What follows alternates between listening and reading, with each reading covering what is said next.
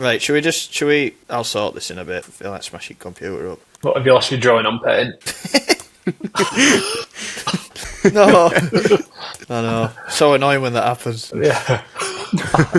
Just sorting a few ads out for bloody Clubland. I've done Robbie Williams earlier. Doing Clubland again now. You want to get retake that? Tell you what, retake that. Ollie Murs, we do the lot. ABBA. Shabba. Bee Gees, that'd be good. I'd love to do a Bee Gees night. I'll tell you what I did see. There's a metal Bee Gees. There's a metal Bee Gees tribute band. Get out. What? Heavy. Proper heavy.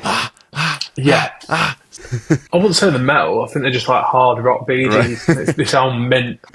Do you know who it was? It was like, like Danny Sapcar, whatever it's called. He put a video of them up. I watched a thing on Bee Gees last night, actually. This Bee Gees thing, I think I've been watching it for like 3 consecutive Saturday nights where I've either fell asleep or forgot about it, and I finally finished it yesterday, and you don't realise how big they actually were. Like, that Saturday Night Fever soundtrack album and stuff, they were absolutely like gods at one point, just insanely big. But they were big, and then they had a lull, and then they went even bigger. Mad.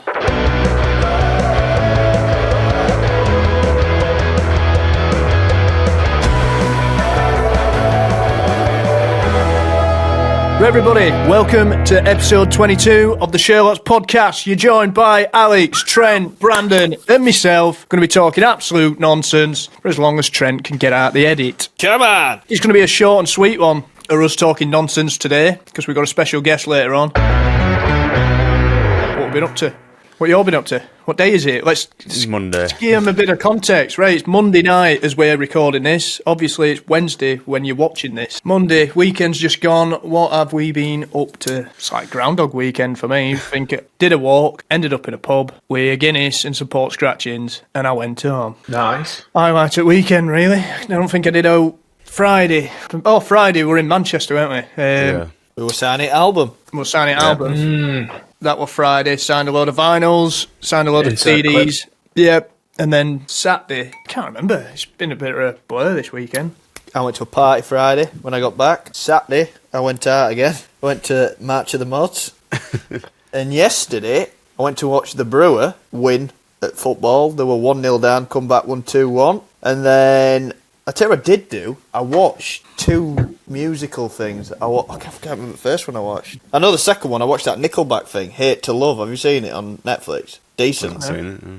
Worth a watch. And that's the same thing what you've just been saying before about it. Like you didn't realise how big they were. Like in 2000s and that, Nickelback were like one of the biggest bands on planet. It said I think they're still number 11 in all-time artists in terms of album sales, which is just mental. The moon was a worse man. But yeah, watch. It's good. It's a good watch, to be fair. They're in that same category as Robbie Williams, aren't they? They're hated. Oh, it was that Avicii thing. Oh, you watched it? What, that I'm Tim? Yeah, I watched the other one from years ago, but because I watched that one, I enjoyed it. I watched that Hi Tim yesterday afternoon, and then when I was having my dinner, I thought, right, I saw that Nickelback. I was in the mood for watching musical stuff, so I watched that Nickelback one, but that was good as well.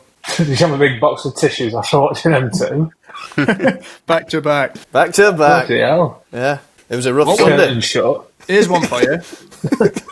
How did the new Avicii compare with the old one that I've probably seen? This one's a lot more personal, I'd say, even though the other one was. This one was like a real insight into his life. Yeah, it's well sad. Good though. It is a little bit sad because it keeps taking you back to when he were a kid and stuff like that, just with his mum and dad, and he's just like a little kid, and then he's just got into the music industry and that, and yeah, nuts. I think he just like lost himself a long way a little bit. He didn't want to keep making music, did he? Because it would just drag him back into it. No, I tell you what, when I was watching it as well, I was thinking, I don't think they touched on it that much, but I've heard of other artists and acts say it, but when you're that big and you're writing tunes or whatever, it's like you've kind of set your standard that high, then everything he's producing following that, he's probably subconsciously thinking, I need to be at that height or it's a failure. But when he's releasing tunes like with like Coldplay and stuff like that, and it's that,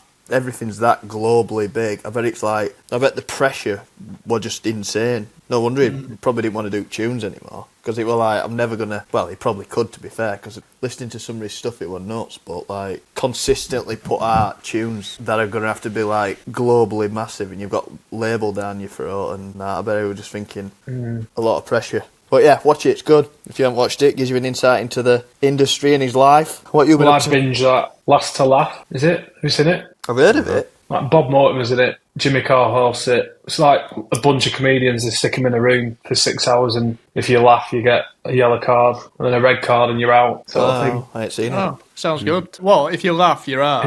Yeah. It's like Joe Lycett, Bob Mortimer, and loads of comedians just get chucked in a room. Got Joe Wilkinson. Oh, yeah. Rob Beckett. Hero is one of my favourites off that countdown. What's he called? Go on. Died a couple of years back. Sean Locke. Sean Locke, he's so funny. Unreal. Richard Ayoade's on. He's proper funny. What you been on with, Troy? I went out in Manchester on Saturday with a few mates. Went out around Northern Quarter, so I feel like I know that place really well now after What, another 4 in the morning job? 3 in the morning I got back. So. Nice. But yeah, Fremont's moved. I was like looking for somewhere. Yeah, it's where dry bar is, isn't it? It's way bigger. Cool. Crown and Kettle, Junior Jackson's. Fringe? Didn't go to Fringe, no, because we ended up doing an escape room. So I mentioned about Fringe Bar, but... Did you do that Cube? What, the escape room? No, it's called Breakout. We didn't manage to escape. There was a missile incoming towards Manchester that were meant to stop, so Manchester ended up getting hit by a missile because of us. For some reason, well, I think it's only because there was like one room available at the time we wanted, so we ended up picking a 5-star room, which was the hardest room they've got. But we got 80% of the way through, and the woman said we actually did pretty well. We got the furthest out of any team that day, so we'll take it. You did pretty well, but Manchester got hit by a missile. Yeah. We'll let it down. Yeah, good night. I like doing escape rooms. Never done one, me. I haven't. Yeah. I have. I've done one. I will one day. Oh, this is a good one. Go on, then. 2 women who spied for Russia tracked down and named by the BBC. Just come out 1 minute ago. Anything with Russia and spies, it's always a bit James Bond, isn't it? Yeah. Why is Ronaldo trending? He scored an equaliser, I think, in last minute or something. Oh, Luton. No, not Luton. What was the airport that closed? Heathrow. Yeah, closed, didn't it? Is it open now? Substation. Yeah, it only took them 24 hours to reopen it. I think it was a substation. That's what closed it, didn't they? But what is something set on fire? A substation that feeds all the power. Sounds like yours has failed. I know. Yeah. Just got off. God's sake. No, but timing. Apparently that was to do with Russia. Really? Russians, yeah. Doing that had caused, obviously, a lot of disruption. But yeah, look into that, because he said it on radio. It was on TalkSport. Something for you to get your teeth stuck into. Yeah. Oh, yeah. Let us know on the next podcast. It's Easter, innit? Soon. Yeah. Have you given anything up for Lent if you do it? I don't. No. Cocky eggs. It's been, hasn't it? Ash Wednesday and all that. Yeah, pancake day. Pancake day. It's been, hasn't it? Ash Missed Wednesday? it. Bloody missed it. Man in court charged with escaping from prison van. Prison van? Is that was arrested in Blackburn. escape the van on the motorway? Is that what it is? So I Well, wouldn't have. yeah, on the M55. Yeah, I was like, how the hell have they they? escaped? One, a police van in the first place, and 2, on the motorway. To be fair, it looks like he's laughing on the. Yeah, it would be. It's like, how have I done this? How on earth did you do that? Remember when I was at uni, actually, there was what was he called? Some really bad murderer, like Dale Cregan or something. And he was getting transferred between Preston and Manchester. And the convoy, they shut the motorway, and the convoy of police cars and mental. That's when he just reminded me, a murderer in Manchester has been arrested. It's this guy that's pretty brutal, cut up his body into like 27 pieces and scattered it around different places around Greater Manchester. Crazy. But he's been caught now, luckily. He's just caught on like CCTV and that, with just these bags. Over there. Yeah. Over there. I was just thinking the exact same thing. That's mad. That is horrific. Tell you what's on tonight. England. Yeah. England. Who are we playing? Latvia. I think we're heavy favourites. Yeah. Albania, Latvia. To be fair, you said it was going to be about 5-0, didn't you? But Well, what's really. going then? 2. Yeah. I'm just trying to think of current affairs. You said one, Key. Wetherspoons. That's a big one. Yeah, that's going into grind my gears and all. Yeah, Wetherspoons. Well, let me just Google this, because I've been told by a very reliable source Wetherspoons is scrapping the grill section. Now, they've already scrapped it at my local. The steak, the grill is no more, so I have to go to a different Wetherspoons. I just thought I'd check on mine. Still got it. I've just checked. Steak No, and it's grills. apparently they're getting rid of it in, I don't know, it might be a month from now. Let's have a look. Wetherspoons grill Hopefully section. Tell you what's a current affair I heard. Gerrant. They might be changing, like the districts around here. So just outside Clitheroe might end up being Yorkshire. Really? Yeah. Well, Wetherspoon leaves customers devastated as it removes steak club deal from its menu. I don't know. But that might only just mean it's some. Yeah. It's like yours is gone. Wetherspoons announces it is making changes to all UK pubs from May. Wetherspoons fans feel like crying as pub axes popular meal from menu. I don't know. Feel like crying. Not me. I think it's true, but we'll look into this a bit more after. I think they are actually getting rid of it. Wetherspoons, axes, smiley faces. Something to do with, like what Trent said, they're obviously not making enough money on it. Or it costs too much, so... Yeah, gutted, but I'm not going to start crying on camera. Yet. Hey, leave a teaser here, what? Yeah, wounded. We love a spoons, don't we, on tour? That's probably... We do the complete opposite to what any other band would do. Like, say if we're playing in Leeds or whatever, you'd think, keep out at Wetherspoons, because that's where your fans are going to be. Not us. Straight in there. right in the Disco spoons. right in the mixer. We'll do about 6 laps waiting for a table to come free. Yeah. Then we'll go, what time you're on? It's like, don't worry, you can see us. Yeah. What time are you on? Well, don't worry about it. Yeah. Flavoured golf teas. Flavoured? Flavoured golf teas. You know what flavour this is? Watermelon. Tastes like a watermelon. Looks like a golf tea. Tastes like a watermelon. All right, for about 20 seconds. Thinking of something then. They're just dipped in sugar, aren't they? Yeah. Things that grind your gears. I've got one. Go on then. Seatbelts grind my gears. Not for wearing, not for safety issues. Completely agree with that. What grinds my gears is when, particularly if you're going out for something to eat and you want to look nice, you've just ironed your Fred Perry or whatever, you get in car, seatbelt, look down, your top is creased as hell. That grinds my gears. Yeah. It's annoying. I saw this thing once, and I do it as well, most of the time. I saw this thing where it said Noel apparently gets dressed, puts his t-shirt on last, so he's walking around in his jeans, then he'll do his shoes, boxers, jeans, socks, shoes, all bottom half sorted, then put your top on, then your jacket, and you're out of the house to avoid bending down on edge of bed or whatever, and creasing all your top. Is that a bit OCD? I don't know, but I do that sometimes. It's like Wednesday. I do it more probably because I haven't ironed a t-shirt in time. We're going out for something to eat on Wednesday. I will definitely be doing that. Jeans, shoes, bombing about house with no top on for a few minutes. Top on, jacket on, good to go. No creases coming my way. Until you get in car, you won't need a jacket. put your seatbelt on, and then it's ruined anyway. Yeah. So yeah, seatbelts grind my gears. Horse manure. Let's talk horse manure. When your dog has a crap, you've got to pick it up. Of course you have. And you should. Horses get away with it. And it's horses for courses. But why? When it's about 40 times bigger than a dog turd, do we just leave it? Yeah, true. Good for ground, isn't it? It is true. Good for the tarmac. Oh, tarmac. Yeah, it is. Saying that, do you know why? You know, in America, why, all the, say like in New York, why they have steps going up to their houses? Horses.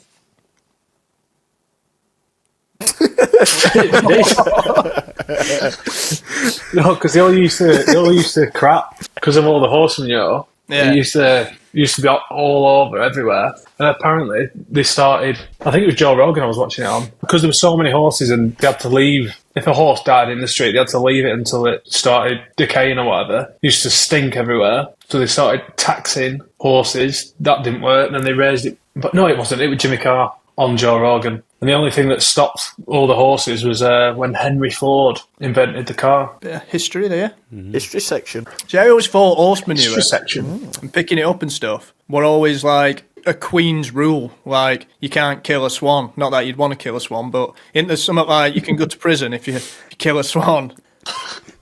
Have you ever heard that? Yeah. I've heard Yeah, it, well, I thought the horse manure were like in that category, like, oh yeah, you don't have to pick it up. Why do you not have to pick it up? I seriously don't understand that. It's massive. It's not right. Because you probably have to take a ton bag. I'm gonna say it's not right practical, is it? Let me just park my horse up here, get me shovel out, get a bin liner. Yeah. Let us know in comments. I'll throw it over my shoulder and then I'll carry on down road like Clint Eastwood. Yeah. It's not on. Pick it up. People parking across your drive. That happens to me regular. Well, not the last few weeks, but at one point. I've just had double yellows done outside mine again. Well, done them yourself. Yeah. You should do that, Key. Get double Just yellow. put like 3 metre double yellows. Double reds. I need to do something. We're getting a double jab. Ribs, Yeah. sternum, uppercut. Insert clip, Trent. Ribs. Sternum, uppercut. Ribs, sternum, uppercut. Ribs, sternum, uppercut. Ribs, sternum, uppercut. Stop parking outside my drive.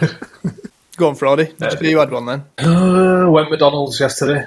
But first time in a long time. Couple of days. The one thing I really fancied, they forgot. What? Oh, they forgot to put it in. Triple cheeseburger. Forgot to put it in, got it on. Yeah. Drive-through job. Happy meal. That is I agree. meal, yeah. I agree with that. It used to happen with me, to be fair, a fair bit. It used to be KFC though. You go to KFC, you get home, and then it'd be like, oh, they didn't put your gravy in, or you forgot this. So annoying. I know. We had that affair. I think we had that as kids as well. Growing up, we'd have like a KFC as a treat every now and again, as a dinner. And then it'd be like gravy's missing or whatever. So then my dad would be like, get my mum to ring him up, going, you forgot gravy, you forgot chips, blah blah blah. Stick a bit of VAT on it. Stick a bit of VAT on, and then Yeah. go back down and you get about another 6 pieces of chicken for now. Yeah, well, I had another food dilemma the other morning actually. It was about 7 in the morning. Made some scrambled eggs. Nice. Right, went to put some white pepper on. Scrambled eggs on toast. Lid come off. Just before I go into work, and I was like, Did you eat it? yeah. It blew it, and I like the cat with it, and I thought, the cat's like, never mind you, cat. They're horrible. That's a nightmare. I did that with a bottle of vinegar once. Thought it was one of them. Where there's an hole where you just put it on steady. And work one of them things in. And my plate was just absolutely swimming. I don't know what it was, like a fish finger sandwich or something. Just dripping in vinegar. Everywhere. That's madness. Yeah, that's a gear grinder. Yeah, big gear grinder. Tell you what grinds my gears, and I think they're getting worse. Adverts on YouTube. Oh, Yeah. frequency.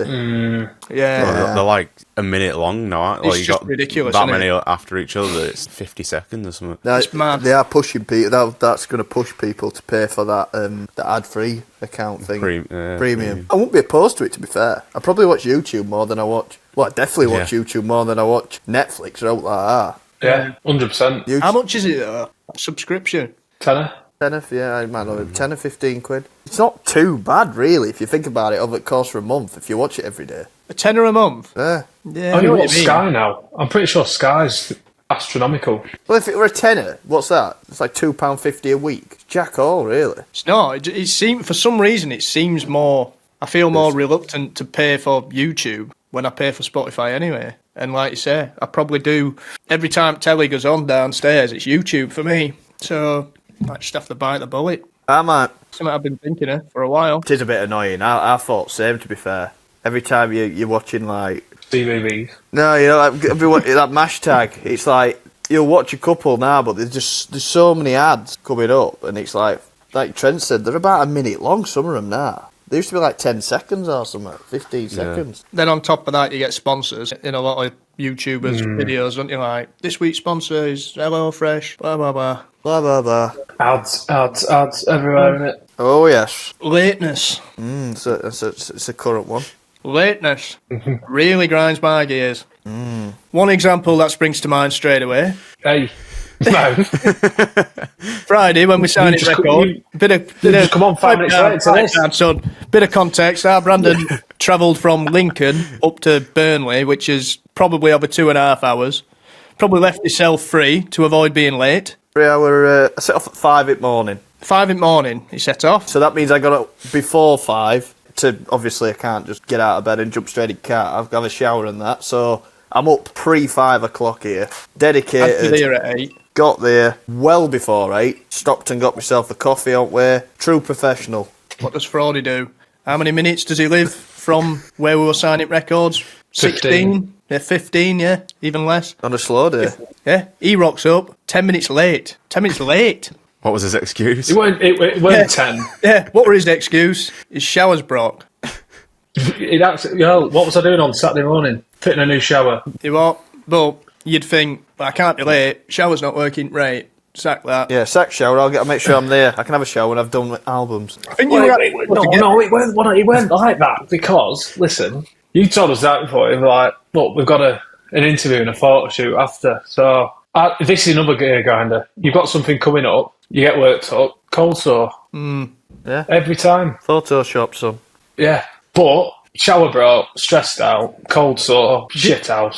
Did it break fully, or were it just running cold and you didn't? No, broke. I sent you a picture. Put a new one on. Yeah, I know, but what? No water coming out. Yeah, and it's like boiling up. Boiling up. You'll say I'm making it up if I say it. It sounds like you're making it up. Yeah. I'll show you a receipt for the new one. Anyway, I've been told it's not good. The new one. Right. Can't win. Can't win. Yeah, I think you were actually supposed to get here early, you know. Not you. Who was? You. Apparently. This is the new music section where we all pick a tune or a band, pick a tune by a band or an artist or a duo, any musical artist in general, which you may or may not have heard. I'm going to kick things off today with someone who is joining us on our upcoming tour, Alex Spencer. He's got a tune called Bucket List. It's his new single. Yeah, it sounds a little bit Sam Fender-ish. So if you're into Sam Fender, get a listen. Nice. My tune this week is by a band I've always loved, to be fair. I've seen them a few times when I was at uni, called The Horrors, called World Below. I actually thought, I was trying to check out the new album, and it's not off the new album, off the one before, or might be the one before that. But anyway, yeah, World Below, mint, bass sounds unreal in it. Love it. Love it. My tune is, well, I'll tell you a story before. You know, Gorilla in Mexborough, we're in there over there having a pint, and there were a band, not even a band, there were someone on bass and someone on an acoustic guitar sound checking. And I'm sat there and I was thinking, why do I feel like I recognise them? They were like 50 or something. I can't remember how I remembered who it was, but it was The Real People. Do you remember them? Oh, yeah. They were in there, and I was like, I knew it. Yeah. You thought who? They were Scouts. We're on the same level as Oasis? Yeah, there's a connection there. Apparently, like, Oasis took a lot of influence from them or something. I don't know. But yeah, I thought, for now, I knew with Scouse accent and that, I thought, I definitely know them. And then, yeah, it got me back onto them. There's a tune called I Can't Wait, which is on The Real People. I don't know if that's their debut album. 1991 album, The Real People. Self-titled album. Yeah, second tune on it, I Can't Wait. Great tune. Check that out. Nice. I'm going to go with a band. It just got suggested to me on Spotify, so I gave them a listen. They're called Kiwi, from the UK. I can't remember where they're from. Lancaster, maybe. A song called Codeine, the top song. They don't have many listeners or anything, so go check them out. Really good. I've only listened to that one song, but I assume all their other songs are quite good as well. Yeah, really good tune. Go check them out. Give them some love. Nice. What? Just when you went, he said, give them some love, I went, oh.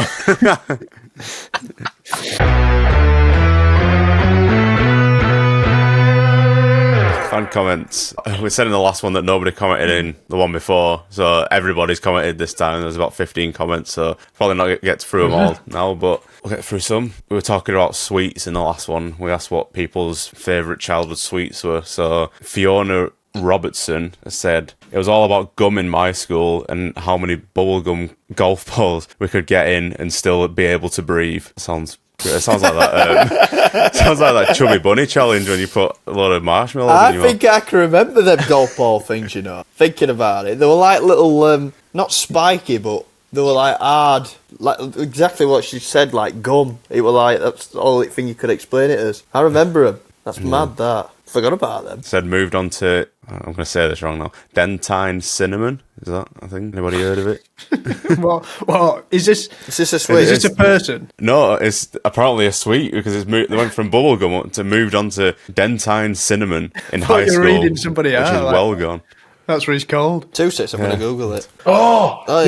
yeah. It's they're like, I remember like the dentist sticks, but like the sticks of cinnamon. Are they the ones? What, the And one they where... were in the tubs. I'm thinking of that one where I've just seen it. I didn't recognise it. you dip it. Can you remember them? Them dib-dab things? Sherbets. Yeah. Oh, Dib Dab, yeah. Yeah. I went into them. Dentine cinnamon. I thought, were they them sticks? I've never really eaten sweets, you know, since I was a kid. Yeah, not a massive sweet fan. I just prefer these flavoured golf teas. I like word. Steve Woodhouse said toffos and Yep. mingles Yep. need to bring back. Mingles are class. Yeah, both of them. I remember them well. What's the toffos? Or them... They're like poppets. It's just like, Oh, you know what they are if you see them, 100%. them in a little cardboard box. It's You like pour 'em out. a, They were poppets, weren't they? Toffifee. Can you it's remember just that? like basically it's toffee and it's like in a little packet like that. You remember them Frosties, them sweets Frosties? Yeah. Like a bit like that kind of size, but Oh no, I'm thinking of toffos? Rolos. no, similar kind of thing. But yeah, you'll know what they are. You'll have seen them. Where are you? You in an underground bunker? I was thinking that looks my like God. he's on Come in Afghanistan. Night vision on. Well, when we Yeah. frigging started it, it were light. There's a freaking sniper outside. Shit.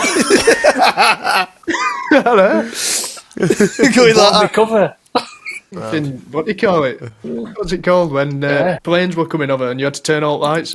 Turn all lights. I just looked at it then. I realised. Blitz. Yeah, blitz. Matt said my favourite sweet growing up would have to be them Parma violets. Yeah. Normally get Bad. Not bad, yeah. yeah. They're all right. I liked the Probably other not having ones. Yeah, the other ones. It was much better. Not the coloured ones, not the purple ones. Oh my Fizzes. That's what they're called. What are them? Where they had love hearts on? Them little... Love arts. Oh, is that what they're called? I didn't like them. I thought they were shocking. I thought they were crap. I never said the nice. I was just trying to picture it. Absolutely slated him.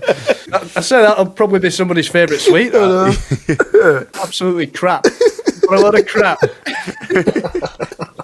Always them that get thrown in like a little goodie bag or something. Yeah. Yeah. Party bag. going trick or treat, took you some Parma violets. Oh, piss off.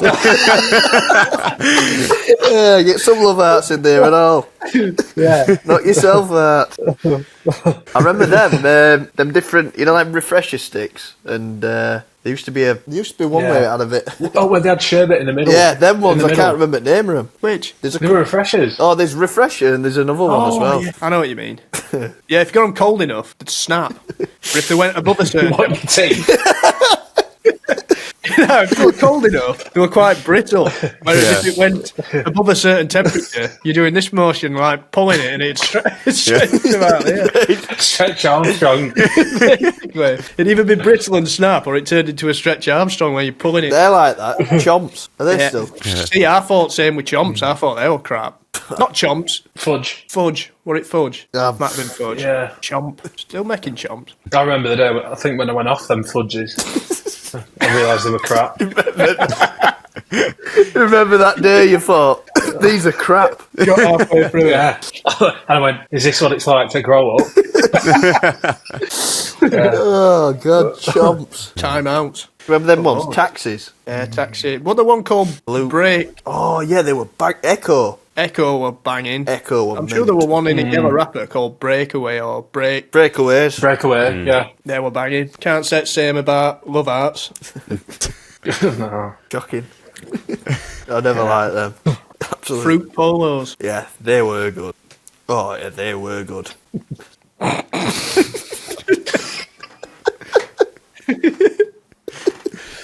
Oh, yeah. I remember the time when they stopped they stopped putting sugar in polos and made them sugar-free ones, but them fruit ones were that absolute business. I'd have took them off at mint ones every day. I love them. When they used to do them polos in the like little tin, not a tin, but a plastic polo, a big polo. What? The thing is, they used to make more effort over sweets. I agree. They come in better containers and stuff. Tic Tacs. There used to be different variants of that all the time as well. I don't. Do you remember they used to be yellow and green or something like that? Orange, like and lime. Yeah. Do they exist anymore? Or? I think they do. Not seen them for years. I remember being at Carfield Primary School once. I said that. Can you remember that advert where it goes, "Shake your Tic Tacs"? Can we just establish? Can we actually remember that? Yeah. Yeah, well, I said that. I said that once at primary school at end of day for some reason. I don't know why. I think I had some, and I went, "Shake your Tic Tacs." And teacher turned around. This woman, Miss Holt, I think. She went, "I beg your pardon." And I went, "Wait." I said, "Shake your Tic Tac." Shake your Tic Tac. And she just like went, "All right." Don't know why. Just remembered that. Strange one. Bit embarrassing. Anyway, Tic Tacs, I don't know. They're all right. Pointless. The mints They're a bit aren't weird. They're not sweets. I won't class them as sweets. You've got different categories going off here. There's because sweets, and then we talked about breakaways. They're like biscuits and chocolates. I think sweets are a big sweet fan. And then you've got your jellies. Like, you remember them green frogs? Yeah. Stuff like that. Teeth and lips. John the Crusader has asked, this will be for you, Key, not so much a question, but any tips for an aspiring songwriter? Yeah, don't take too long over it. Just write it, because that's the trouble I have. I start tunes off, I never finish them. These will tell you, last couple of albums. Just, if you've got a good tune, or it feels like a good tune, and a decent melody, try and get as much of it done as you can. And don't take it too serious, just get it down. Don't overthink it, thinking, does it sound like it should be, does it sound like one of our tunes? That's often what I do again. But ultimately, it ends up sounding like you anyway. Whether your singer's singing and your drummer's drumming, will sound like your band, so don't overthink it. It's the answer to that, I'd say. Steve Woodhouse, this might be why Brandon's not in the other room, talking about betting. Bookies are now laying odds on when Brandon is going to finish the painting in his room. Gotta get the sanding done first. I'm in the living room today. Called out. Yeah, I know, I need to crack on with it. Don't worry, I know. It's time with me. Always podcasting. I know. Too busy doing these. Need to be sanding. Viking Flyer Man, also Dean. New music. What about, Deadbeat, can't believe you haven't give Jamie a plug. Well, that shows that you haven't really watched the podcast, Dean. Because if you go to... I actually read this before and I checked, because I shouted him out and it was the episode 11. So there you go. So they have had a shout out. But it's also said Stockholm by the Beating Hearts Club. We'll give it a listen. Yeah. I've heard of him. I'll give it a listen. And that'll do for that section. Leave some more comments. We've spoke about sweets again for a while, so if you want to comment about sweets again, then go for it. We'll probably do another 10 minutes on it in the next podcast. Yeah, we've got plenty to go at. Why don't we do, I reckon we should do crisps or something like that next week. I was just going to say, Will said the next subject now, and you're getting comments and let us know. Yeah. Crisps. Favourite crisps from the past, current favourite crisp, bang them in. Favourite crisp that they discontinued. Yeah. All that stuff. Yeah, we'll discuss that next week. Make a note. That's a quick question for you, though. Currently now, what's your favourite pub snack? Oh, I know straight away. What are you, Scampi Fries? Yeah. I'm big into pork scratchings at the minute. Loving them. Yeah, I'd go with that. I remember getting fat off them. Oh, well, that's currently what I'm going through, but Yeah. I feel like I can't go in a pub without getting a bag of pork scratchings at the minute. Just unreal. Unreal! They are banging. Yeah. It is just fat though, isn't it? That's the scary thing. Yeah. You're eating it thinking this is actually just fat. Straight up fat. So nice. Best part. Isn't it?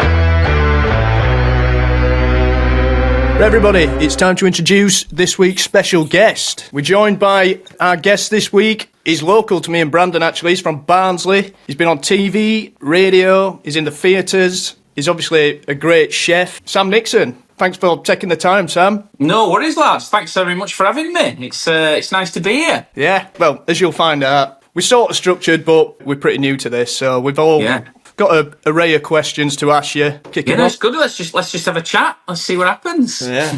Obviously, I knew you were from Barnsley area, but we looked it up and it said you were born in Montbreton. Montbreton, yeah, that's right. Yeah, mum and dad are still there in the house that I grew up in. Yeah. Me and our Kieran are from Bolton-on-Dearne, which is only down the road. How did you find it growing up round our area? Oh, do you know what? I loved it, and that's why I moved back here. I've just always loved Barnsley. I think it's such a, it's a small town. Everybody seems to know everybody, but it's really friendly. You know what it's like. Just people are just good, friendly people, and it's just, and also, like, over recent years as well, especially like the town centre and things like that, it seems like they've put a lot of money into it, and it's where it should be, I think, really. But from a people point of view, it's always been just such a great place. I moved to London when I was 17, and I lived there for about 9 years. But I grew to like London, but I never loved it, and I always came back home as much as I possibly could. And then about 11 years ago, me and my missus decided to move back here, and it's the best thing I ever did. Really, it was just like, because all my friends from growing up are still here. Like I said, my mum and dad still live in the house that me and my brother grew up in, and I just love it. I love being able to just live where I love the most, and it's great. Yeah, I think the people are different, aren't they? We find that when we're down London for meetings or gigs or whatever, London's class. Alex actually loves London, but I think me and Brandon, we're the same. We're just, I don't know. There's something about being up north where you just feel safe and like it was your home, isn't it? And I'm sure people who live in London feel the same way about London. You know what I mean? They're like, it's their home, and it's just it's where you want to place your roots is really important. I think it's where you find the most happiness in life, really, because there'll be some people who grow up in small towns and want to leave, and they might find that that's their best life doing that. But I always found, like, I kind of didn't choose to move to London. It kind of just happened, and I had to move to London. So it was I kind of never wanted to leave Barnsley, if you know what I mean. But I'm glad, like, I had those years in London, and it definitely, I had to grow up quite quickly and fend for myself and stuff like that. But yeah, crazy, just moving back here was amazing. Say, moving down at 17, that must have been quite a shock, especially to London with a big... Yeah, it was. Especially more for, like, my mum and dad, like, because at the time, obviously, I was living at home, and my mum always describes it as, like, the apron strings didn't have time to fray; they just were suddenly cut. Because that's exactly what happened. Like, for anyone who doesn't remember, I was on a talent show called Pop Idol, and which was the X Factor of its time. But it was like literally overnight. You moved to London, you went down, you auditioned, you got as far as you did, and then if you got, I made it through to sort of the live shows, and that was it. It was like, okay, you've made it through live Saturday night on telly, which means you're moving to London because you're going to be on live telly for the next few weeks. And that was it. It's a very odd thing, very odd, but amazing. Like, what an amazing experience. That is crazy. How old are you, Sam? I am 39 next Friday. A week today, I'm 39. That is mental. I can't even imagine that, to be fair. That's nuts. It's weird now because obviously I've got kids myself now, and my oldest is 10, and the thought of her moving to London in 7 years' time is like, what? No, that's not it. What are you talking about? So you can completely understand why, like, I think when you have kids, I've got nothing, like, I had such a lovely upbringing, but I think you kind of forgive your parents when you have kids straight away for, like, oh, that's why you worried so much. I understand it now, I get it. So yeah, the thought of my daughter doing that is nuts, but yeah, it's what happens. Do you know Pop Idol, Sam? How did that... I'm going to ask you this. Has music always been the first thing, and then food, like cooking, came after, or the other way around? I mean, now it's the other way around. Now it is more sort of the cooking thing and stuff like that. But growing up, it was always music for me. Yeah, I was... my dad's always sang. He never did. He's never done it professionally, but he was always singing in the house. My uncle, who's sadly no longer with us anymore, he used to. So on a Saturday night, him and my uncle, my dad, and my mum, and they'd all go out, and me and my brother would be at home, and then they'd come back to the house, and me and my brother would love it. I must have only been about 10, 11. They'd come back to the house on a Saturday night, and he'd carry on having a few beers with my dad, and we'd get the guitars out, and that's how I kind of learned how to play guitar, through my uncle. And like I said, my dad was singing constantly. There was always music playing in the house, and my dad, a massive fan of the Beatles, so that's I got into the Beatles from such a young age. So then when I went to school, and especially secondary school, and I started playing guitar, the music teacher saw that I could play guitar, and we set up like a band, and it was my favourite thing. I absolutely loved it. I lived for those kind of practice sessions that we used to do every. I think we did it twice a week after school, and I would love it. And we'd do like these summer concerts, and I would spend all my year thinking about that summer concert, to be honest, which is probably why I didn't do very well in my GCSEs. But it was, that was always the love. And Pop Idol. So when I was I must have been 15, the first series of Pop Idol was on TV. So that must have been about 22 years ago, something like that. 24 years ago, I think. And for anyone who remembers it, it was massive. It was just a huge show. Ant and Dec presented it. And in the final, you had Will Young and Gareth Gates. And it was such a huge TV moment, really. Everybody, the entire country was, are you Will, are you Gareth? And I remember sitting at home watching it. And obviously at the end of these talent shows, there's always a little thing saying, if you want to apply for the next series, then do it. So I was only 15 at the time, and I think I sent off for an application. But Pop Idol, for some reason, Pop Idol Series 2, there was a 2-year break. It didn't come the year after. So it took a long, long time. And then one day I remember it came through the post and a date for an audition. And that was kind of it, really. I just did it and never thinking that I'd make it anywhere. And it changed my whole direction of life, really. Because at the time, I'd left school by then. I think I applied for it when I was 16 at school, and then I started college in a catering course because that's what I wanted to do. I wanted to be a chef, and the audition came up in between, so I was kind of auditioning whilst I was doing my first year at college. And then, as I said at the start of this chat, I just had to move to London, and that was it, really. After Pop Idol, how quickly did things move, like getting into TV, for example? Was that straight after? Well, it's weird when you're on a show like that. Everything does happen really quickly. So so I came third in Pop Idol, and a guy called Mark Rhodes came second, and we bonded during that series. We were on it individually as separate contestants, but we bonded. We got on really well. We'd always mess about and have a laugh. So on the night of the final, which was in December of 2003, so Mark hadn't won the final. He got asked. The big creator of Pop Idol was a guy called Simon Fuller, who was also the creator of the Spice Girls and S Club and managed Annie Lennox and things like that. He asked Mark into this room and said, I want to put you in a duo with Sam. I've seen that you've got this chemistry together, and I want to put you together as a duo. So then they asked me, and we did it. So that was the December. And then in the February, we released our first single, which went to number 1, which was amazing. And then kind of in the May, we released our second single, and that went to number 19. So we were like, oh God, this is not ideal. Which is nuts, because probably 30 years ago, getting a top 20 single would have been amazing. 100%. Now it's no.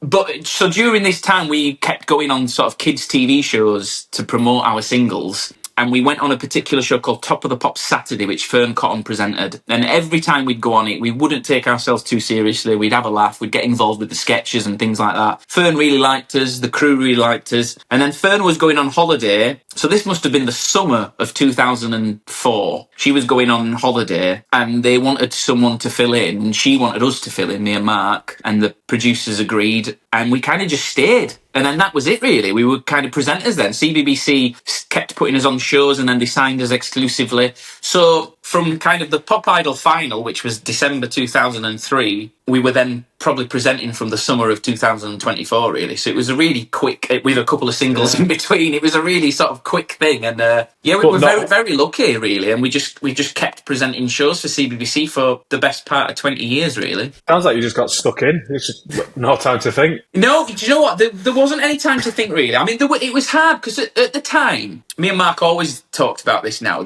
I always, even at the young age of 17, I kind of always knew that me and Mark musically weren't a right fit together because we were very different. I was a bit more sort of pop rocky sort of style, and Mark was a bit more sort of your kind of crooner Michael Bublé style. So I always knew musically it wouldn't really work. So when we first started presenting, even though it was an amazing opportunity and I enjoyed doing it because I enjoyed doing funny gags and links and all that kind of stuff, in the back of my head, I was always a little bit like, do you know what? I want to be a singer. That's the reason I entered Pop Idol. I want to be a singer. So I did kind of start writing my sort of stuff on my own, like with some writers co-writing songs and stuff, thinking that maybe I'd do my own thing. And then the more we presented and the more we enjoyed it and the more sort of CBBC kept giving us shows, it was like, do you know what? No, this is the right thing to do. And suddenly there was a switch in my head and I was a bit like, because Mark, bless him, he was always so laid back, much more laid back than me. And he was just happy to go along with the ride. Whereas I was always a bit like, oh, I think I want to do this, I want to do this.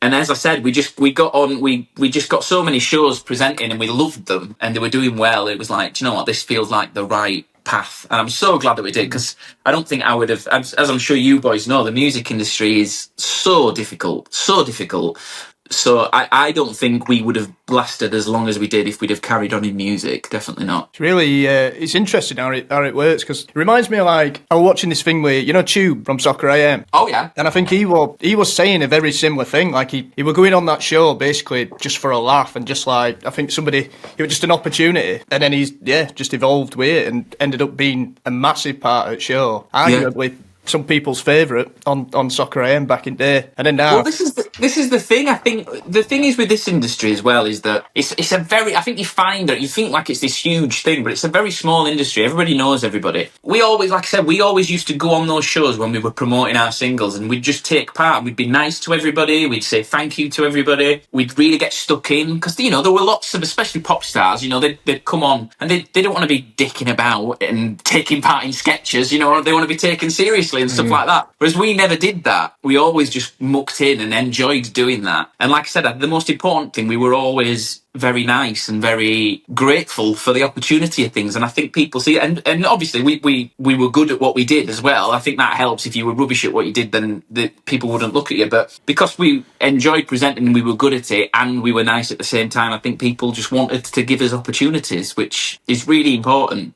We feel the same. Like, that's what we've learnt over the years. Is it's the industry, the music industry as well, is so small. And same thing when we get opportunities. We've had the opportunity to go on. I'm going to say Mashtag then. What's it called? Saturday Mashup. Yeah. Oh yeah. We've been on that 3 times now, and it's same thing. You take the opportunity and you're nice to people, you get invited back. So. Yeah, absolutely. It's so important, and especially these days as well. Like, gone are the days, I think, of you can, you've got your old school bands. Like, it's so weird, isn't it? Because like you look at people like Oasis and Liam Gallagher, like. Liam Gallagher is exactly how I want my rock stars to be. Do you know what I mean? I want him to be arrogant. I want him to be a bit like, oh God. But he gets away with it because it was the 90s when it all started. I think these days, if a new group come in and they're really, really arrogant and people just don't enjoy working with them, they won't be seen. Do you know what I mean? It's I do think it's a bigger thing these days to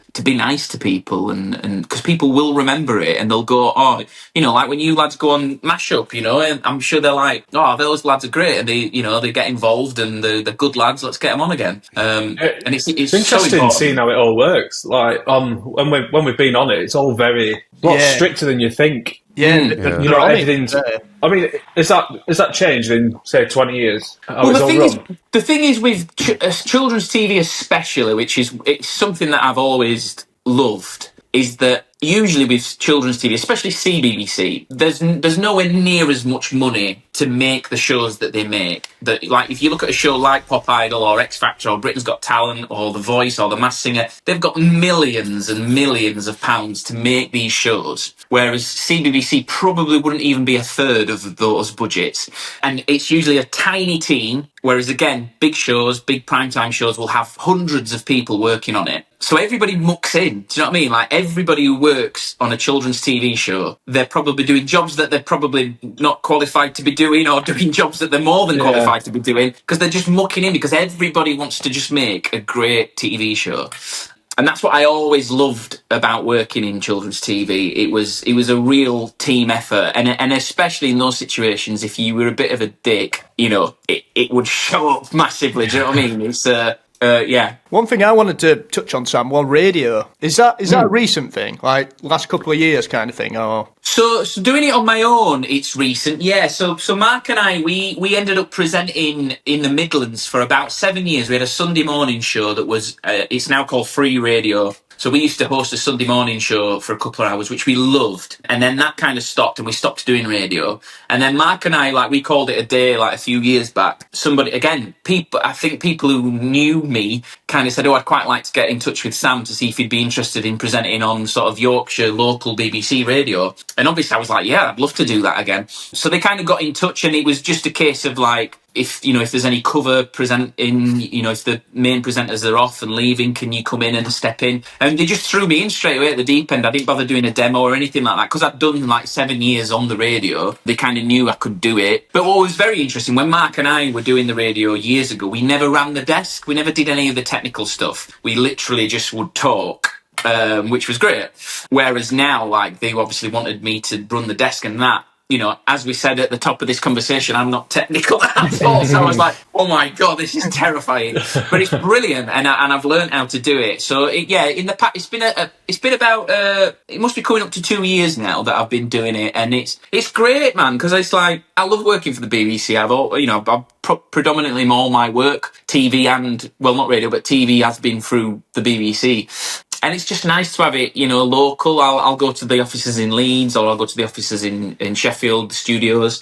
And it's a great thing to do and be involved with. And it's nice that, when the main presenters are off, I tend to get a call, and if I can do it, I'll go and do it, which is lovely. Yeah, because I've seen you on Instagram and stuff, like say in Leeds or in Sheffield. And then like when we were getting ready for this podcast today, it's only like when you look at all the things you've done, you start to think, God, is there anything this guy can't do? Leads me on to the question, is there something that you do, not a hobby, but like, is there something that maybe people don't see? Because obviously people see it on your social media, cooking, radio, theatre and stuff. Is there something that you do that you're probably not that good at? God, are you kidding? There's loads. Like golf, for example. Absolutely loads. Do you know what? It's with me. I'm not very academic at all. So like, I'm fairly certain. I've never been diagnosed with it. I'm fairly certain I'm dyslexic. My daughter's dyslexic. She got diagnosed with it, and they do say it runs in the family. I'm fairly certain I am. Maths. Just get out of my face. If anybody asks me a maths question, it's almost like I shut down. I don't want to answer it in the fear of being sort of looking stupid or feeling silly. So it's weird. I think this is why I've always pushed myself towards the arts, really, and doing things like performing and things like that, or anything that's creative, because I've not really got the brain to be intellectual, I suppose. But it's weird, isn't it? It's such a strange thing, because it's like, yeah, I'm not intellectual in the sense of like reading and writing and stuff like that. I'm not great at. But when you find something that you enjoy writing about, like whether it's writing recipes or things like that, or in the past writing music and things like that, you thrive on it. That's what's nice about, I think, when you leave school and if you're lucky enough to choose the thing that you want to do, whether that's go to college to train to be a chef, or go to music college, or go to performing arts college, or go to sports college, whatever it is you love. If you're not very academic, you tend to then excel in it because it's something that you're bothered about. So yeah, I don't know if that's answers your question, but yeah, there are lots of things I'm not very good at. I suppose like hobbies. Do you play golf? Like sports, are you good at any sports, or do you enjoy playing any sports? So the only sport I am good at, so this is the other thing, so sports was never my thing. I don't know if it's because like growing up, like my dad was never into football or anything like that, so I was never into football. The only sport we did growing up was karate. We all did karate, which was cool and nice. The only sport I play, very rarely actually, I've not played it for a while, because it's the only sport that I'm half decent at, is badminton. I shopping love badminton. Oh my God. It is a great game. It's an underrated game, is what it is. Yeah, Get absolutely. a proper sweat on with that. But yeah, again, I've never. Yeah, that is something that I'm not really good at. And do you know what? Golf as well. I'd love to be good at golf, because it just looks like a good sport, especially when you're getting older. I think to be able to go with your mates and play a few rounds of golf, it would be really good. That. But yeah, sports never really been my forte at all. You still do any ice skating? Because you're on dancing on ice, weren't you? Definitely not. I have literally not done any ice skating since dancing on ice. Yeah, I wanted to ask you about that. That must have been so daunting doing that. Because you don't see much of it behind the scenes. Like, how hard work is it? Because most people go onto it and don't know how to ice skate, but then they can ice skate. Yeah, do you know what? It is terrifying. It is absolutely terrifying, because also I'm not much of a dancer as well. I can move and I can move in time to music, but I'm not a dancer at all. So then to try and do that on ice with these thin blades on your feet, it's awful. But, you know, it was, again, an amazing experience that came our way. And what was funny about Dancing on Ice is that it actually got offered to one of us, because me and Mark were together at the time, and it got offered to one of us, and we turned it down because we were like, if they're not doing it for both of us, maybe one of us shouldn't do it. And then that same series, so I don't know if you remember Keith Chegwin, bless him, he's no longer with us anymore, but he was in that series and he injured himself really badly in rehearsals. So they ended up being another space. So they got back in touch and said, right, there's space for both of you now. Do you want to do it? And we were like, yeah, absolutely. So we ended up doing it. And so when I was a kid, I used to rollerblade. I used to love rollerblading. So I thought to myself, oh, should be pretty similar. It's really not. It's nothing like rollerblading. And when you first start, so it usually starts in sort of January, Dancing on Ice on telly. So you get to meet your partner in the kind of December beforehand, and you start doing sort of local lessons that are not filmed, just to get you kind of used to it. And I would do this in an ice rink in London, which was terrifying because at the time as well I was on children's TV, so a lot of children recognised me, and you would go to these ice rinks which were full of children and you were trying to learn and people would be skating past you and it was meant to be a secret and people going, oh, are you doing Dancing on Ice? And we're like, no. It's like, yeah, of course I am. And it took me a good 3 weeks, I think, before suddenly something clicked and I could actually skate a little bit. And once that happened, it was like, okay, I'm going to be able to do some things now. And I ended up loving it. I wasn't particularly good. I got like halfway through the series. But doing things like there was one particular week where we tested. You know, one of those, did you ever see those lifts where you lift up the partner and they kind of roll over your head and then you hold them up like that? Yeah. And so I did that and I caught the foot of my skate on the ice and went forward. So then my partner went forward, like head first into the ice. And obviously you just feel horrendous, especially if you've got anything about you and you're a good human being. Yeah. You're like, I just felt this woman who I'd just basically lobbed on the floor. And it was like, oh my God, this is horrendous. And she was like amazed. She was hard as nails and was like used to it, obviously, from doing years of, you know, being a pro skater. But it was hard work, man. It was incredibly hard work. There was this one particular lift called the frog lift, and I think this was my last week in the competition. And you'd be skating along, and my partner was in front of me, and I had to pick her up on her waist, and she would stand on my thighs. So I had to like bend and crouch. This is while we're skating on ice.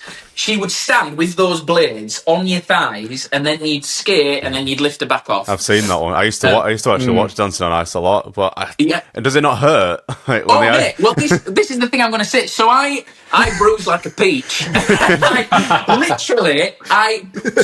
came out of the competition that week, and on the Monday morning, you'd always go on This Morning, and you'd talk about your experience on the show. There's pictures, you can Google it. If you Google Sam Nixon Dancing on Ice bruises, I pulled my trousers down live on This Morning to show the presenters my bruises. It was horrendous, absolutely horrendous. Honestly, awful. But it was again just an amazing experience. But yeah, terrifying. Oh my God! Are you googling it? Yeah, that's bad, isn't it? That's way worse than what I thought. Yeah, look, show it to the camera. Show it to the camera. Insert clip properly. Bloody hell! Oh my God! Jesus. Bad, isn't it? That is really bad. Ouch. Oh, horrendous. It's always that fear when you're going around. You know, I've had it before. You know, when someone's fallen and they're going at some speed. Yeah. And obviously they've got their skates up like that, and you're thinking, my God, if you've got your fingers anywhere near. Oh yeah. Yeah, it is terrifying. It is hard work, Dancing on Ice, I must admit. But I'll tell you something, I lost about 2 stone doing that show, so that was amazing. That was great. Yeah, definitely hard work. Have you ever fancied going into jungle? Do you know what? If it came my way and they asked me to do it, I think, of course, I'd do it. You'd be silly not to. Yeah. But it's not a show I strive to do. It's not like I'm going to my agent, can you get me on I'm a Celeb to get me out of here? Because I'd be petrified of being thrown out of an aeroplane. Don't want that. Yeah. And that's exactly what they'll do, or a helicopter or whatever that they do. The whole eating bugs and stuff like that is just not mine. We used to do it on Saturday morning TV, actually. There'd be a challenge where me and Mark could go up against each other. And Mark was so good at this. He a fish eye live on kids' telly, and but whenever I get to it. I just hate it. I'm so squeamish for stuff like that. So stuff like that I don't think I'd do very well with. But like I said, if it ever came my way, I think I probably would say yes, because it's just an experience, isn't it? And who am I to turn something like that down, really, when it's such an opportunity? But yeah, it's not something I strive to do. I'm not going to be asking my agent to get me on it, put it that way. You're not scared of spiders? It's weird because I'm not terrified of them, but I think I don't like them. I don't think anybody likes them, do they? No. Kieran definitely does not like them. I've got spider catcher. Seriously. How's that work? It's What's like a spider catcher? It's a stick. Have you got it handy? Could grab it, but it's downstairs. Right. I'll just describe it. Yeah, it's a stick. It's a stick which is not long enough for me. Maybe I don't know, like the height of a bass neck. Okay, right. Yeah, good. With a cone on. All right, yeah. That gets wider towards the bottom. Yeah. And then on this side, you twist it, and it basically half of the cone open. Oh, You clever. slowly hover spider, go for it, and then it should walk into it, and then you twist it. Obviously, not hurting the spider. But yeah. I can't even do that. I'm serious. Oh, seriously. that's good though. I've never heard of one of these spider sticks. Yeah. It's a lifesaver for me. Yeah, that does look good. That do you know what? I should get one. You know what's weird? Like, so when I was a kid, I remember if ever I went to bed at night and there was a spider in the corner of my bedroom wall, I'd be shouting down to my dad, "Dad, can you come and get a spider? Can you come and get it?" And he'd straight away, my dad, not a problem. He'd just grab it in his hand and he'd take it outside. Now, my daughter does the same thing. You see it now from a parent's point of view. And I'll be sat down, the kids are finally in bed, and you sat down, you've had a busy day, non-stop. You sit down in front of the telly, and your daughter goes, "Dad, there's a spider!" And it's like, "Oh, for God's sake!" And it's like, and then I realised all those years that I was doing that to my dad, he must have been so pissed off. Yeah. Coronation Street's on. Yeah, exactly, yeah. Then you've got an allotment as well, Sam. Have. My granddad used to have an allotment. Has somebody in your family got one, Alex? Did you say? Mentioned before? Maybe not. No, but we have tried at our house. It's not going too good. The mint took over everything, I think, and we've got a lot of kale, which is doing really well. Yeah, Nice. but some carrots, some little small carrots. Lovely. Yeah, but what have you got, Sam? It's good. Well, so at minute I've got garlic in there. I've got some asparagus, which is not like, it's weird asparagus. When you plant it, you have to like wait 3 years for it to harvest it. So this is the year that hopefully I'll be able to harvest it. I've got some onions that I'm about to plant, and I just kind of tend to do the stuff that I use a lot in the kitchen, really. And again, it's something I never thought I'd be interested in doing, but I suppose because of the cooking, it obviously coincides very nicely. And the way we got our allotment, so it's just up the road, which is nice. But it was like a family. My mum's cousin and his wife had it. And unfortunately, his wife passed away, and my wife saw him once down at the Derm in Barnsley walking the dogs, and she got chatting to him, and he said he didn't want the allotment anymore. So she was like, "Well, we'll take it over if you want, and if you ever want it back, you can have it back." And he was like, "Well, I'm not bothered about having it back." So we took it over and then called the council and said, "Can we put it in our names?" And that's how we kind of acquired it, really, which was really nice, because obviously there's waiting lists for allotments and stuff like that, but it was nice that we could carry it on. And it's good. You know what? It's weird. It's a frustrating one growing, because there'll be years when I'm really on it, and then there's years when I'm a bit like, ugh, and then some things just get ruined. But it's hard because it's like having kids in a way. You start sowing seeds, and you look after these little plants at home, and they look beautiful and they look amazing, and then you finally put them into the allotment to let them fend for themselves, and a rabbit will come and eat them. And oh, Jesus! It can be very frustrating, but once you get over that, it can also be really rewarding. And obviously every year you just pick up tips. And what's great, like social media, it's one of the great things about social media is there's such a community of, like, whatever it is that you're into, you can usually find a community online that are also into it. So like the allotment community is lovely, so you can follow all these people and get tips and stuff like that, and it's been great for that, I must admit. Yeah, it's brilliant. Obviously growing your own produce, isn't it? Yeah, it does, and I know it's a cliche, everybody says it, but it does taste better. It's like it's a completely different thing. Like even tomatoes, like I was never a massive fan of tomatoes, like the taste of them, like when you'd eat them I was like, ugh. And then I got a greenhouse on my garden,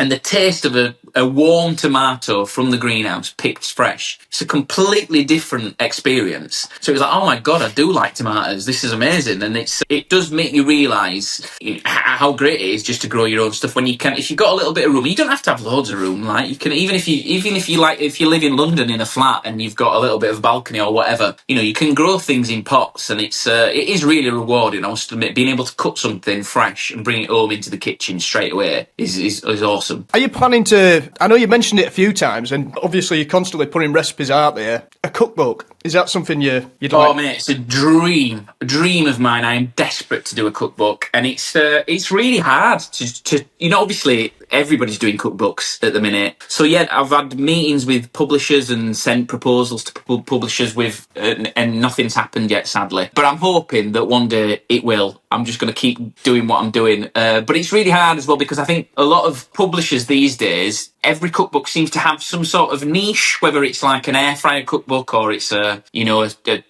certain ingredient or something like that, whereas I just want to do a really traditional cookbook full of just lovely recipes. Do you know what I mean? Yeah. And that's a bit more of a risk as well. Do you know what I mean? It's hard, really, because I think because I've been like a children's presenter for the best part of 20 years as well. It's now having that change of like, no, I want to do more sort of cooking and online content as well. It's getting people's minds to think, oh, this is what he's doing now, as opposed to it's not Sam from Sam and Mark anymore. He's doing this. Yeah. And it just takes a little while, I think, but it's good, man. It's weird. I feel very lucky at the minute in my life. Feel like, especially with work, I feel like I've got lots of fingers in different pies, and I get to do lots of different things that I enjoy, whether it be hosting live events or doing the radio or doing acting, like with Panto at Christmas and the theatre work, and then doing the cooking stuff. And it's a really nice place to be, really, because sometimes you feel like, oh, should you just stick in one lane and stick to one thing? But it's like, why not? I get a lot of joy out of these things that I do, so it's quite nice. Yeah, 100%. Like from the outside looking in, it's good as well, because you can tell it's all genuine, and it's all just the real interest of yours that you're putting out into the world. You really enjoy it. Yeah, and that's the thing as well. That's something I realised from doing this whole sort of Instagram thing and creating content. It's something I realised from quite early on, is that for it to be right, and you want it to be as authentic as possible. And I'm such a big believer in doing the things that I really want to do, and not just doing something because it pays well or doing something because that's what everybody else is doing. This is what, I'm yet to succumb to an air fryer. Do you know what I mean?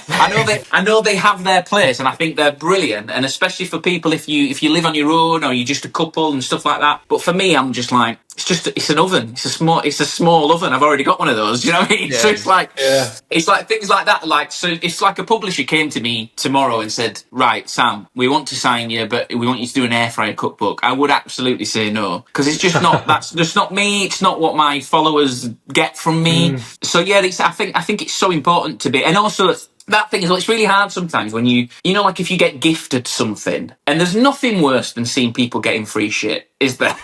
When you're watching people get free stuff, it is a bit like, oh. And again, from an early start with this whole Instagram thing, a couple of companies sometimes got in touch with me, because I'm a tight Yorkshireman. I was like, oh yeah, I'll have some free sweets. Why not? And straight away I was like, do you know what? What am I doing? This is not me at all. So I only make sure now as well, if ever I'm gifted anything, or if anybody comes to me and says we want to work with you, I always make sure it's something that I actually am bothered about and care about, and that I think that my followers would do as well. Do you know what I mean? Because I think that's important. That's a way of, like you guys were saying, about keeping it authentic and keeping it true, innit? Yeah, absolutely. Have you ever thought about, like, obviously we don't know too much about the book world, but I know a couple of people who've put books out and stuff, and they said they'd do it independently.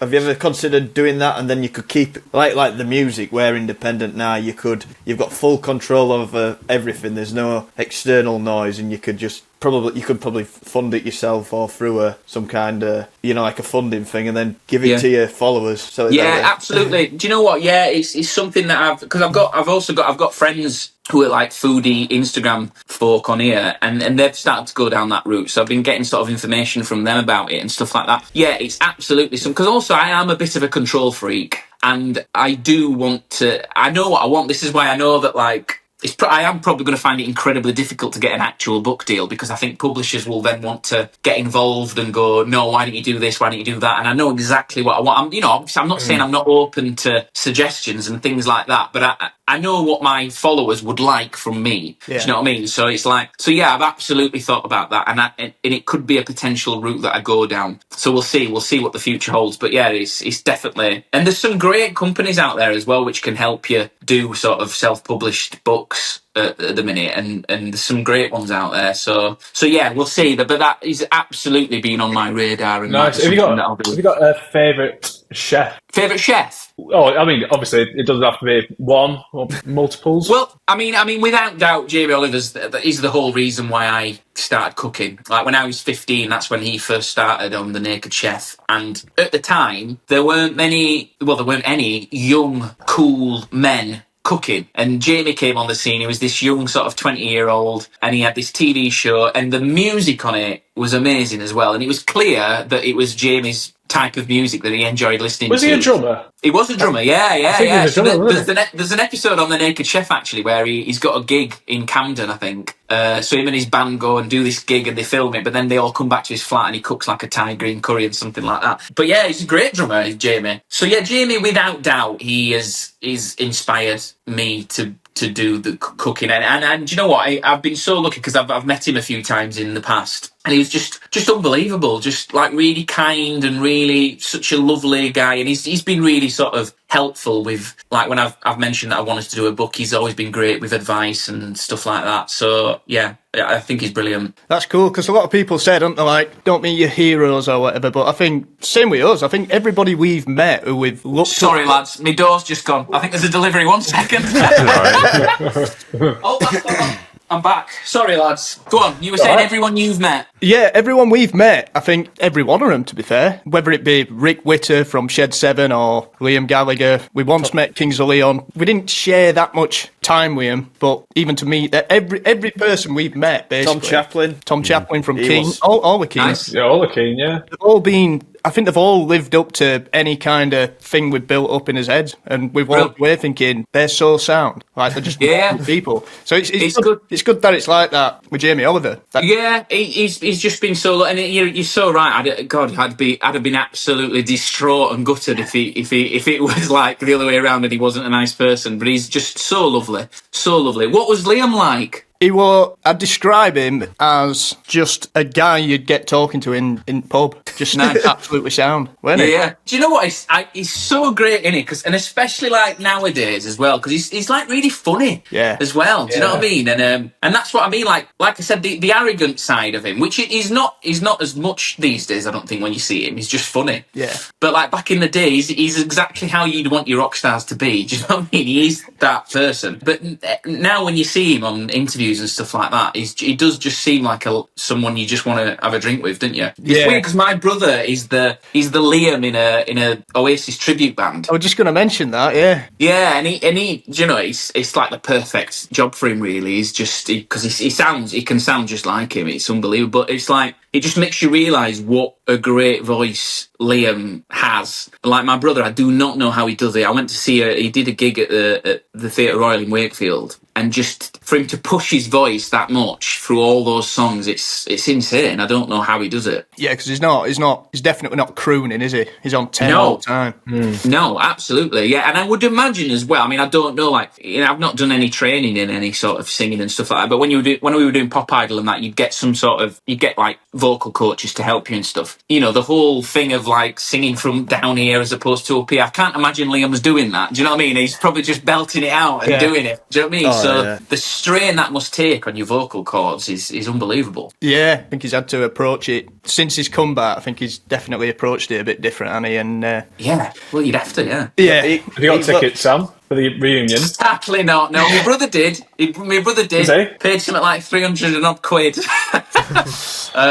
But yeah, no, I didn't even bother, to be honest. I went to see them years ago. Was it in Milton Keynes Bowl? I think it was a long time ago, and it was great. It was amazing. But no, I thought, you know what, I'm not even going to bother with this, because it's going to be unlikely that I'll get a ticket, and if I do, I'll be paying a ridiculous amount of money. Yeah, I don't think. What about you guys? Are you guys going? No, same. I didn't even try. No, saying. The queue was too big. Yeah, Way too big. insane. We'll not keep you too much longer, Sam. There's you're one right. question I wanted to ask. Going back to Jamie Oliver, you know how the music, you could tell Jamie Oliver had clearly like got involved and been like, I want this kind of music. One thing I love about your reels that you put up, you always put good music on it. I was going to say exactly the same every single thing. one, it's like tune.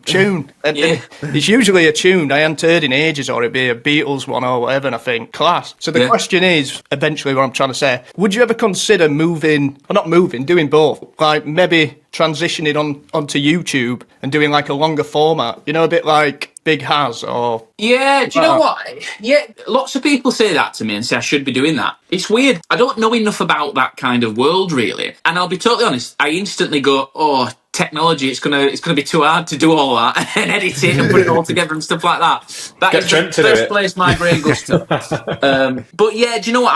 I think possibly maybe in the future, because telly's such a different world now, and people are consuming what they want to consume these days through like YouTube and things like that. Yeah. So it definitely feels like I might do something like that eventually. But again, I'd want to make sure that I do it as well as I possibly could. So whether that'd be getting some of my old TV friends to come and film it for me and things like that, to do it properly as well as I possibly could do it, really. But yeah, I think so, because also it's quite nice. That's I know you only get a little snippet from Instagram, but that's what I quite like doing. And like you say, you've mentioned about the music, it is almost having like a very mini cooking series. Do you know what I mean? Having your own little cooking telly show. Yeah. And I do like the creativity and being able to do it myself and pick the songs that I want to pick. Because it's so important. Like I said, I used to watch The Naked Chef, and he'd spend the show, it was a half an hour show, he'd spend the show getting the recipes, and then the end of the show would finish with some sort of montage where he was having a house party or he was having a dinner party, and it would always be a song that clearly Jamie loved. Yeah. And it was just great. And so it's the kind of the same sort of thing that I do with Instagram, I always think. But it's really weird, though. I often genuinely really think about it, and I think I'll hear a song and I'll go, oh, that'd go well with a shepherd's pie. But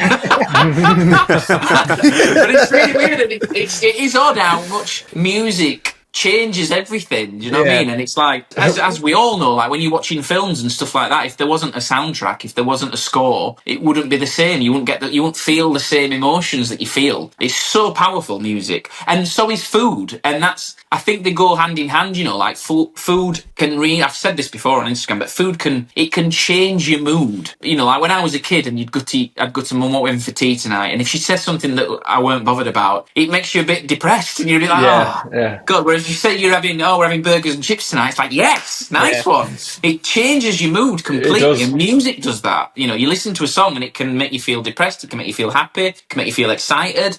So I think they really do go hand in hand, and I really enjoy that part of editing my Instagram videos and picking the right song. Yeah. I need to ask you, Sam. Sorry, what song reminds you of a shepherd's pie? It's just been stuck in my head. I'm sorry. I think like this would be a really good game. We say a dish and you say a song. It's got to be. It'd have to be "Sung Take That" song, probably. Yeah, "Pray" by Take That would be brilliant with the shepherd's pie. You'll have to send me one of your songs to use, and I'll use it. Yeah. Which one of yours do you reckon would be the best to use on something, and I'll use it? Shepherd's pie. Or a cottage pie. Let's do cottage pie. Cottage nice. pie. Probably be probably a mid-tempo tune, I'd say. Maybe Death of Me, something like that. Off at New album. Next time I do a cottage pie, I'm going to message you and I want you to tell me which song to use for it, and I'll use it. I'm saying that Death of Me is probably a bad title for. Well, we've got his latest single's called Bones. So if you're doing any dishes with a bone in Bones, okay, yeah, nice, yeah, nice. Maybe you're doing a lamb shank or something like that. Yeah, or a bone broth. Yeah, beautiful.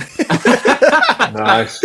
Do you listen to any tunes when you're cooking? Sometimes, yeah. So we tend to have the radio on quite a lot. So I've got a radio in the kitchen. So we'll have the radio on a lot. But yeah, sometimes, like, I've got a record player. So I'm in my kitchen now and my living room's just there. I've got a little record player in there as well. So I like to put records on sometimes, which is quite nice. So especially on a Sunday, if it's a bit of a chilled out Sunday vibe cooking, it's quite nice to just put something on and just mix it up, really. Yeah, it's nice. I like it. The hard thing is sometimes though, if I'm filming, which most of the time I am, if I'm filming my cooking, you tend to want it silent so that I can.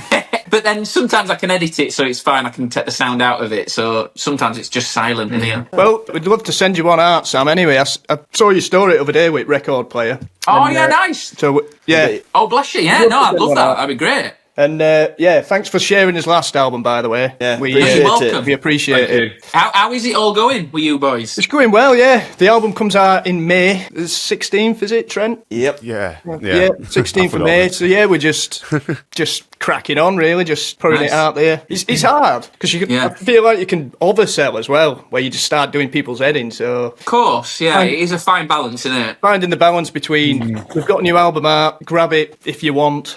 And, it's such a tricky game, and like we said earlier, we're almost like you've got to become content creators as well as being in a band, so it's just such a balance, but we enjoy it. We enjoy doing stuff like this. Do you know what? It's so weird, isn't it? How times have changed, but it's like in a weird way, because social media is great for that, to be able to get yourselves out there, and also all the people who wouldn't have got signed at all without social media. It's amazing. But then there is that air, I think, these days of like, we know too much about our favourite bands and pop stars and stuff, so that air of mystery's disappeared, which is what made people untouchable. Do you know what? I think Harry Styles, has got it bang on. Like, I love Harry Styles. I think he's brilliant. I think he's an absolute superstar. And he hardly ever posts online. And he's this massive, huge star, worldwide star. But you still don't know that much about him. And I think it's a shame we've lost that, but it's hard, isn't it? Because you have to. It's the way the world's gone. And Harry Styles obviously has millions of followers, so he doesn't really have to do anything. But it is weird, I think, that we know so much about people now. It's like, especially your famous people, it is like, the air of sort of, I wonder what they're like in real life is not there anymore. Do you know what I mean? Yeah, 100%. I think me and Brandon, when we used to be signed to a label for the first two albums, and I think we sort of went through that transition of like you mentioned before, rock stars and pop stars, it were behind a curtain, like behind a veil kind of thing. And it's almost like, I can remember like certain people in label like saying, this is before TikTok as well, where it was just coming in and it was like, right, flip that on its head now. It's almost like you need to take away that curtain and just show people everything. So it's, I don't know, man, it's tricky, innit? It's like... It is really tricky, and you've got to move with the times. You've absolutely got to. And the thing is, if you're starting out in this industry, you can't really not be on social media, to get your stuff out. The people, I don't know if there is anybody who's doing it who are not on social media and making a name for themselves, then absolute fair play, because that's amazing. But then, the other the positive side to it is, like you said, having control of it. You know what I mean? And like even, I know it's a completely different thing, but even me doing my Instagram cooking thing, what's nice now is that if, say, for a company or somebody wants to work with me because they've seen what I do on Instagram, I tend to then, you get a bit of control over it because they've come to you because they like what you do. So I then get to promote something in the way that I would always do it on Instagram, which is nice. Do you know what I mean? Whereas in the past, if you're working on a TV show and stuff like that, that might not happen because you've got loads of people telling you the way it should be done or how it should be done, or, the thing of artists, I suppose, having their own sort of creativity these days is a huge positive side to it. It's like turning into a bit of a like independent sort of world in this field, isn't it? Like absolutely. I think that's the way it's moving, and like you mentioned, like across the board, it's almost like you've got the powers of social media to use it to the best of your ability and put stuff out into the world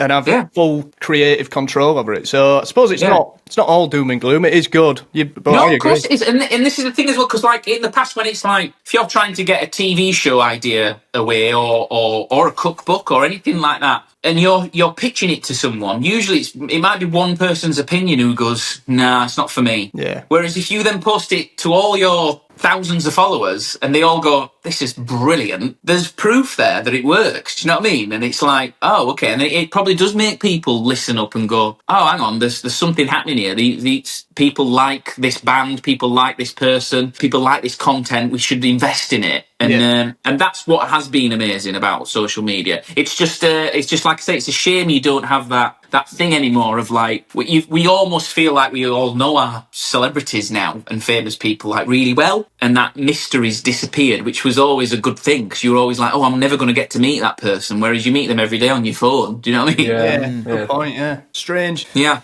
Listen, we've took way too much of your time, Sam. We appreciate you No, coming it's on, good. buddy. It's been nice chatting, lads. Yeah, it's been good. It's been a lot of fun. Any plans going forward that you're thinking about doing outside of what you already do? Do you know what? I'd love to do a bit more acting. I must admit, it's weird. like whenever I do, I do panto every year at Christmas, and I do it at Theatre Royal in Wakefield, and I love it. And I absolutely love it. And like the panto that we do at Wakefield, it's a very story-driven pantomime. So you get to do actually a little bit of acting, which is really nice. And whenever I do it, I love it. And it has made me want to kind of maybe try and do a little bit more of that. But as I said, I think it's just, I feel really lucky at the minute, having fingers in lots of different pies and doing the things that I enjoy doing, whether it is acting, whether it's radio presenting or hosting or cooking. And like I say, the dream is to do a cookbook, and I've fingers crossed that will happen at some point. So just keep doing what I'm doing, really, and enjoy it, really, because that's the most important thing, enjoying what we do whilst we're here. 100%, yeah. Too Keep right. smashing it, Sam. Anyway, we'll let you shoot, but yeah, thanks Nice again one. for taking the time. We appreciate No worries. it. Thank you. Yeah. Cheers. Thanks a lot, I'll Sam. be in touch. I'll be in touch when it's cottage pie night.